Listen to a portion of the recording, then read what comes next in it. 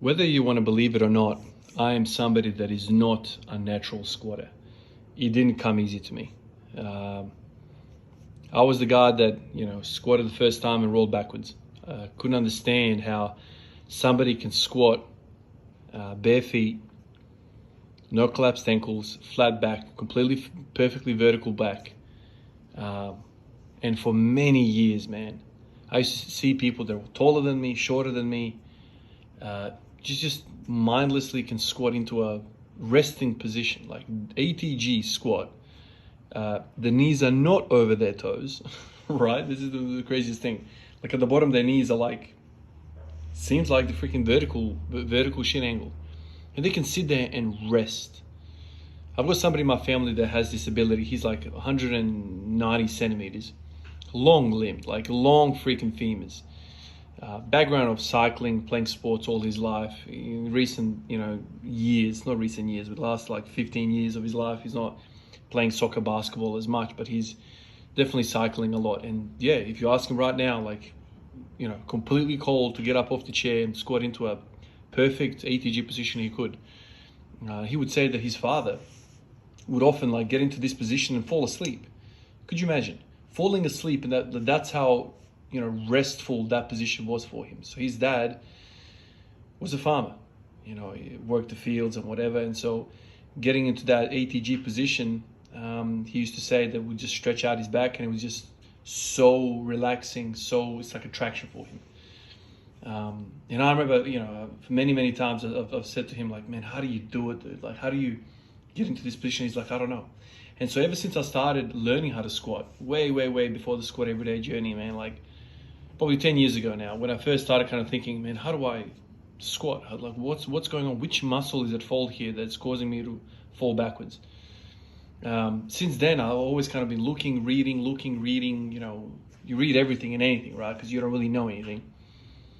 It's taken me a long time to kind of work out what actually is going on. And a lot of that thought process I've documented in these videos. But the most fascinating thing for me is when for those of you that have kids, you'll probably appreciate this. When you have kids and they start to walk, go from crawling to walking, and they begin to squat, and how effortless that squatting mobility is for them. Obviously, the adult body is a lot different to the child body, or the toddler body. The heads are massive. The proportions are all different. If you ask the kid to reach over their head and touch their hands, you probably couldn't, like how big their head is. So if you were to make an adult with a large head like that, it's just crazy how large their head is. So that head is kind of like the top of a lollipop, right? It's like that ball of a lollipop. And so they use that head to kind of, manipulate that center of balance, and they can squat really well. But it's not just that.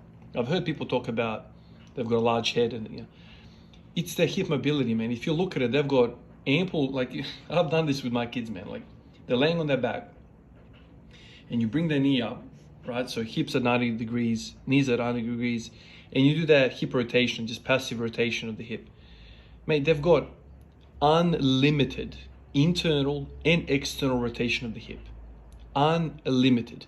Not only that, but they've got like this hip flexion, passive hip flexion ability that's like, they can put their knees straight to their chest, like no problem. And of course, they can squat. If those three things are so unlimited, internal, external, and flexion of the hip. So that translates to perfect squatting. Forget about the head. Okay, the head probably helps with this, but the fact that their hips are so mobile makes perfect sense why they are able to do what they do. Now, we adults, like, I've done a video in last few videos, a couple of videos ago, where I showed you guys my hip internal rotation. It's like non-existent. It's like basically close to zero. And on that day, I was, feeling quite bad. And so my external rotation, which is usually around 40 degrees or something like that, was basically like at 20 degrees, 25 degrees. So I was suffering big time, and I couldn't squat. I just felt like I just couldn't squat without leaning over like a freaking maniac. Today in this video, I'm showing you guys how effortless it is for them to overhead squat.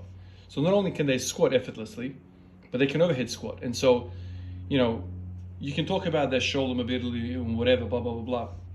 But a lot of times overhead squatting is yeah, of course there's the shoulder stability portion of it, but if you cannot maintain an upright torso, your shoulders are going to have to freaking go backwards, right, to make the squat happen. I was just in awe. Like, this is the first time I've tried to get them to overhead squat. First ever. Like, they don't even know what I'm asking them to do. Mate, put the stick over your head, bam, boom, straight in. Like, it was just so unbelievable to me that when you have somebody that has the adequate hip mobility, overhead squatting is not an event. It's like, what do you actually want me to do? Okay, explain it to me and I'll do it. So you kind of like, you think to yourself, okay, let's backtrack here. Before we start getting to some of these special exercises, these fancy things like overhead squatting and whatnot, snatching, clean and jerking, there is like, I don't know what you want to call it, man. There's like a mobility hygiene, base that we need to obtain. You have no business overhead squatting if you can't freaking sit into an ATG position, right? If you can't sit comfortably without compensations, without your ankles completely dropping all the way to the floor, without knee valgus, without thoracic, collapsing. So like, basically a neutral spine or close to it or whatever that means. Basically not collapsing your thorax. If you can't do that without your hands overhead, what are you doing with overhead squatting? What are you doing, man? I heard somebody say this, I forget who it was, but it's putting strength on top of dysfunction. I think I'm getting that right. If somebody recognizes that quote, you could to remind me who said that. But it's putting strength on top of dysfunction. So you do not have the ability to do this. But now let's add load. It's silly, right? It's silly, even though we really, really, really, really, really want to do this. You don't have the license. When you go to school, when you start to learn how to write, I mean, this is me at least, I don't know what kids are doing nowadays, with the computer age. But first you get a pencil and you draw with a pencil and you write with a pencil. If you want to get the pen license, you need to be able to control the pencil. Now, why are these two things different? Well, the pen is more slippery, right? You need more dexterity, more control, more fine motor neuron fitness, whatever you want to call it. So there's steps to this. If you cannot do a fundamental ATG squat with bare feet, what are we doing here, man?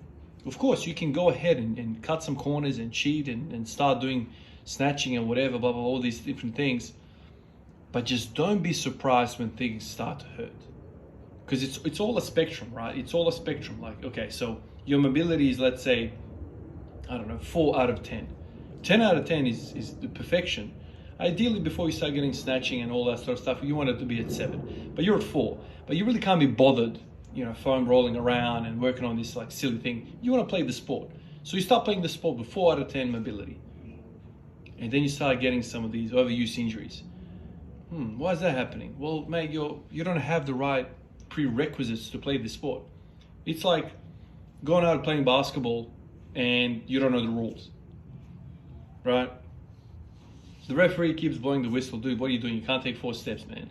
It's 2 steps. You can't take 4. Well, what do you mean? So it's kind of like that, right? And so when I see my kids, man, I'm like, they are better than me at overhead squatting. They've never done it before. They're better than me purely because they have the prerequisites. They're just walking mobility experts. That's what they are. And it's not from their choice or whatever. They just don't do a lot of sitting, man. My son, if I said to him, hey, mate, can you go to my bedroom and get whatever? He'll run there. He doesn't walk, he runs. Same with my daughter. Like, they're always running. Like, their default setting for moving about the place is running. Now, when do I run? I don't run. And why does that matter? Well, it matters because it's more athletic. There's more things happening when you run. There's more body control. There's more just energy transfer through your body when you run. Not only that, but when they play on the ground. If you ask me to play on the ground right now, I'll be uncomfortable. My lower back would start hurting, my hips would start looking up. It's uncomfortable. My kids are just there playing all day with their toys on the ground. They're not sitting. It's one of those things, like, I know it sounds crazy, right? But like, it's almost like I loved the process of seeing my kids develop. And it's kind of like, wow, man. Like last week, he couldn't walk.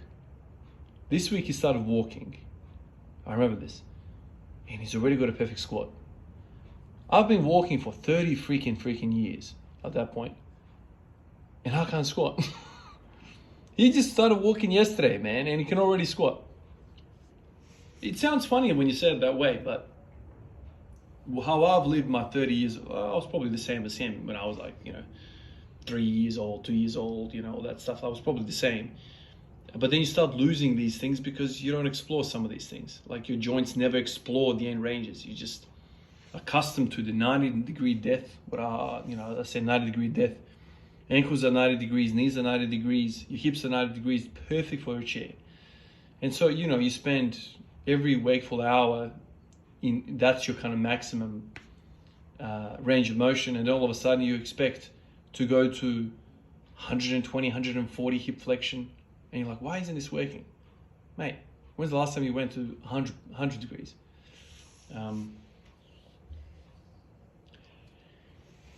These are some of the thoughts that I have sometimes. It's like, you add strength through the process of squatting, through the process of deadlifting.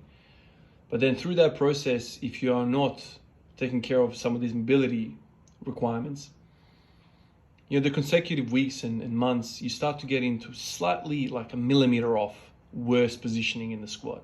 The bar leaves just a millimeter away from the center bar path. Just a millimeter, it's off. What does that do to the forces exerting onto the muscle? It's a silent killer. You've added strength, but you've lost mobility. Net gain, 0.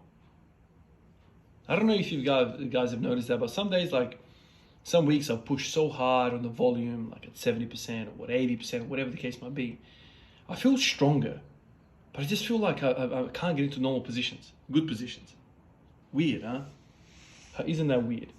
So it's like you're putting water into one bucket from another one of your buckets. And then at the end of the day, you're trying to measure how much water you have in all of your buckets, and it's the same. Because you're just shifting stuff. The idea is to add water, not just shift water from one end to the other. Anyway, seeing my kids do the overhead squat today really put a smile on my face. They've never done it before, and it's perfect from the get-go. It's a beautiful thing. Appreciate you guys. I'll catch you in the next one. Peace out.